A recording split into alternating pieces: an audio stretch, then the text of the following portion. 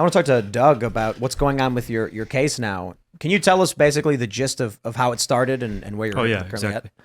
Well, what you were saying is exactly what my case is about. It's about the government trying to expand its power into the realm of disinformation. They want to use these statutes to crack down on disinformation. So I was back in 2016.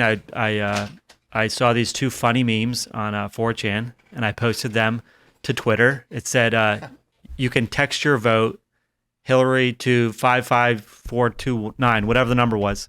Did you actually make those? No, I didn't make the memes. They were 4chan memes. You found images on the internet and posted them on Twitter. Exactly. And now what, they want to put you in prison? Exactly, for 7 months. Wow. For 7 months.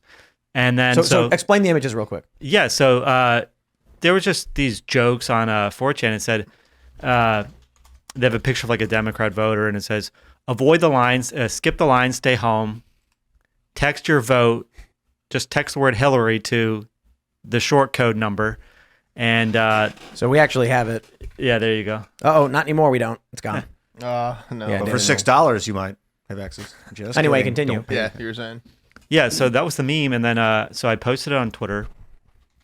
Fast forward 4 years, almost 5 years, and they knocked on the FBI came, knocked on my door at 7 a.m. down in Florida, Back again, damn. and I was arrested. I had no idea what I was being arrested for. They took me to the courthouse, to holding cell in West Palm Beach, and then they, after the hearing, they took the leg irons off me and said, "You're free to go." They gave me the criminal complaint that said, we're charging you with a conspiracy against rights, a conspiracy to injure, oppress, threaten, or intimidate people in the exercise of their civil rights. So this happened in 2021. I went to trial in 2023, and a whole bunch of crazy stuff happened. They had a confidential informant from a group chat that I was in. And they allowed him to testify anonymously, which usually is reserved only for, like, let's say ISIS or the Mexican drug cartels. They allow sometimes witnesses to testify anonymously. They allowed him to testify anonymously, not because of any credible threat, but because of the possibility that he might face harassment online. And so they had this guy up there who I never spoke to in these anywhere. I never met the guy. He was 1,000 miles away, wherever he was. And we were in a group chat together. We never spoke, even in the group chat otherwise. And they asked him, and he just went up there and said whatever they wanted him to. They said, "Did you have a silent conspiracy to injure voters in the right to vote?" And he said, "Oh, yes, we had a silent conspiracy," which directly conspiracy, a silent conspiracy over the internet with someone I've never met. And the guy also, the microchip guy, the guy's name is Microchip. He just said exactly whatever they wanted him to say. It was really unbelievable. Was indeed you were in Brooklyn? Yeah, I was in Manhattan. Manhattan. And they brought the case in Brooklyn. That's an issue for appeal, which is really crazy. So obviously the founding fathers, they didn't want there to be universal jurisdiction for cases because a lot of times the colonists were being dragged back to London and being tried, thrown in the dungeon and tried for crimes, whatever the crime was. And so the founders wrote in the Constitution, you have to be tried in the state and district in which the crime was committed.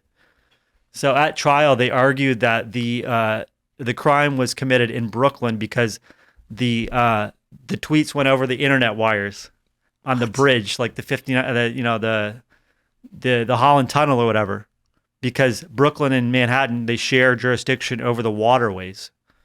So that was completely insane. But the bottom line is that they said that I was part of a conspiracy, even though I wasn't even in these group chats when these people were making these memes. So it's kind of like a guilt by association thing. That's crazy. I testified at trial. I said, obviously, I didn't think anybody would look at this meme and think that it was real because they have to prove intent as part of a conspiracy. And come on, it's like, do you really think that anybody would believe that? I mean, it's really... You didn't even make it. Exactly. I didn't make it. They introduced all this circumstantial evidence. All the evidence was circumstantial. And the jury deliberated for 3.5 days before, on Friday afternoon, they came back with a verdict.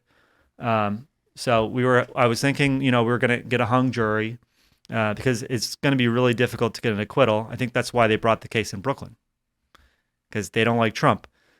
So we have the case up on appeal under the First Amendment because look at the statute: injure, intimidate, oppress, threaten people in their right to vote. What does that have to do with posting a satire or parody online? Even if you're going to say, well, this was a legitimate attempt to try to disenfranchise people, is it really covered under this statute that was written basically so that roving gangs can be prosecuted if they go and beat up African Americans as they're going to the polls or whatever? So the jury came back and said guilty. The jury came back after the jury was hung twice. The third time they came back guilty because under the federal system, the judge can say, well, you need to try harder. We don't want you necessarily to change your deeply held conviction. But, we spent a lot of time and effort and money investigating this case, defending this case, whatever. So go back and try harder. And you could see them, they're squirming around their seats. They felt like they were committing a crime or something. They want to go home. They don't care. They did want to go home. Yeah, they want to go home. I mean, the first two, you got a hung jury 2 times, and the court's like, oh, go back there, and in a questionable, constitutionally questionable case. Obviously, if your appeal doesn't go through, would you appeal to the Supreme Court? Yeah, we will go to the Supreme Court if we don't win at circuit. What was? But are they going to put you in jail in the meantime? So so at the sentencing, I got 7 months, and my attorney said, well, we're going to move for bond, and the judge denied it outright. So we went to the circuit back in December, and they actually overturned that decision. So I'm out on appeal. I was supposed to go to prison on January the 18th, and my son had a surgery on the 16th, so that would have sucked. But so I'm out on appeal. I'm out on bond, and we just argued the case on Friday in front of the Second Circuit, a 3-judge panel. And it's hard to say which way it's going to go at this point. We have really strong argument on venue, on the First Amendment, on due process, because, like you said. But if they grant appeal, it seems like, so you're saying venue, due process. If they say venue, then it sounds like the feds just bring the case back and they change venue. That's a good question. Yeah. Depending on how they rule, they could either bring the case back to the same district and try to prove venue. We have this jury instruction argument, or they could, I don't know exactly what the law says because there is a statute of limitations. So I don't know if this case is dismissed in that district. I'm not sure if they're going to be able to bring the case in another district or if they would want to. It's an open question. So I'm not exactly sure what will happen. You're talking about proving intent. What was your intent? So it's a joke. I mean, there's multiple elements of it. Obviously, it's satire about, just the requirements that there are to vote. For example, one side of the political aisle doesn't want people to have to even show an ID.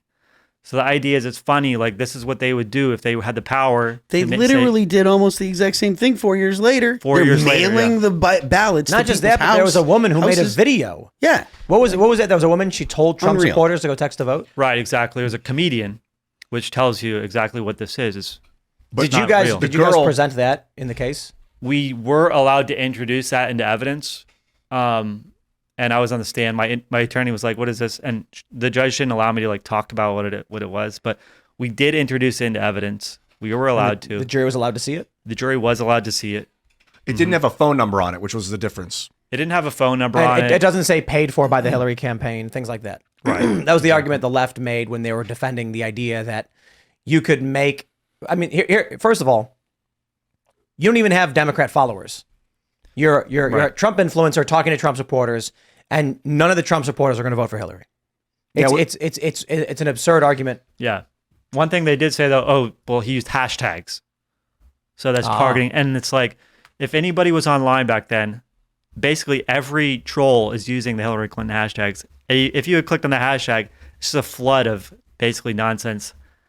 And my attorney did make the argument, it's kind of obvious, you're not supposed to believe everything that you see on Twitter.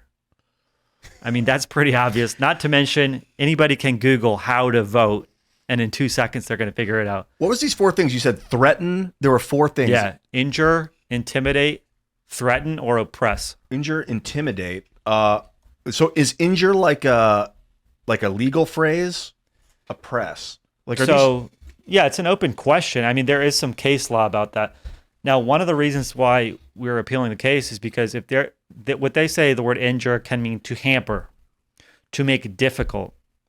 So if the government's going to say that this statute can be used to prosecute deception, then that opens up a whole can of worms, especially if you're going to define the word injure as to make difficult. Interesting. So what we say is that if I told you, hey, look, don't vote because it's going to rain tomorrow and it's actually going to be sunny. Okay, is that a federal crime? That kind of thing. And if you're like, Donald Trump did this thing, so don't vote for him. Like, is that a crime? Right, exactly. Or what if you said, if you vote for Donald Trump, he's going to arrest you for being gay? It's kind of like right, exactly. That's deceptive, inhibiting like threatening them with injury. Right. It's acceptable for one political party and it's unacceptable for another. Well, that's why it's in New York. I mean, Yeah. Is it public where you were at the time when you posted it? Yeah, I was in Manhattan at the time. Oh, you were in Manhattan.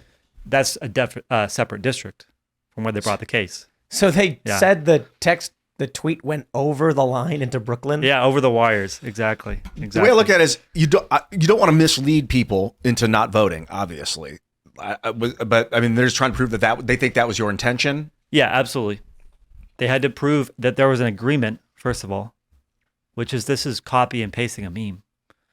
And is that an agreement? Agreement with what? Agreement with other people. And there was none? Because it's a conspiracy, it has to be 2 or more people. And that's where you say they brought these dudes up into the court that you didn't know they were in a group chat that they brought one guy. Account was in? Exactly. I'm in like group chats that I don't read. That's exactly right. You can mute them. I've done that. Yeah. And I'm still in the chat because I'm like, I know people in that chat. I don't read it. It's Right. just going on. If they're talking about illegal stuff and I'm somehow implicated for not being involved in it, that's insane. Right, exactly. And one of the reasons why they prosecuted me is because my account had a lot of followers. It was very influential at the time. And this is what, they don't care about people who aren't influential, right? They go after you for influential. So I was constantly getting invited into group chats. I was in dozens of group chats. And and this one in particular, one of them, people are dumping stuff into the group chat all day long, like 600 messages a day or something like that.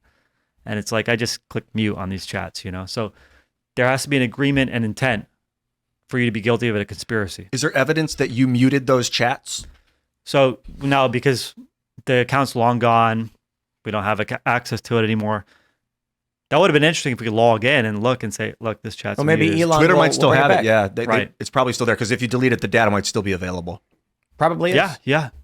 I'm sure it's there. I don't know if they would be able to find if this chat or that chat were actually muted. Oh, you can see. If an account mutes a chat, you would know. The administrators would know. If you don't Really? win the appeal, do you appeal again? To the Supreme Court. Yeah. Yep, absolutely. Because, like I said, this case is like bigger than me, because this is about our liberties as Americans. So I think I'm obligated to appeal it. I mean, not only do I think I'm innocent, I don't think that I committed this crime that I'm accused of committing, but not only that's the principle of it. I mean, the idea, not only in my case, but we are arguing that you can't be arrested for something when your conduct is not clearly established to be illegal. And if they're going to use this statute and start arresting people, well, they can come up with a novel theory for something you said. And they say, well, we're not going to. We're only arresting people for misinformation about the right to vote. And it's like, you can trust us, right? That's a 1A violation instantly, and they would literally just start arresting anybody because you're disinformation. If they get away with it, that's exactly right. And they say, well, we have a First Amendment in this country. We can't make disinformation illegal, but they're constantly trying to subvert the First Amendment and the Constitution. That's the real issue here is they need precedent to say disinformation is injury, therefore it's illegal. Exactly. Yeah, I don't see how you would lose this on appeal, unless the Supreme Court just says we don't care. Yeah, if they don't take the case, right? But in this kind of case, you think they kind of have to It's a big deal because a lot of people shared that. That's a big deal. Yeah, a lot of people. Well, I mean, the fact that you didn't even make it is another But significant. what about the other people who were in 4chan who posted it? Nothing? Nobody got arrested. They have some people that were unindicted co-conspirators, and the cooperator, he got arrested. He pled guilty. The cooperator pled guilty.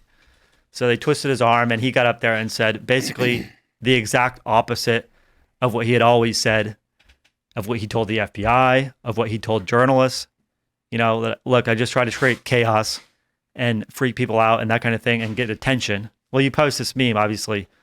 Part of the intent is that maybe the left will freak out about it, and that's exactly what happened. Thanks for watching this clip from the Timcast IRL podcast. Hang out with us live Monday through Friday at 8 p.m. and become a member over at timcast.com for uncensored, members-only shows exclusive.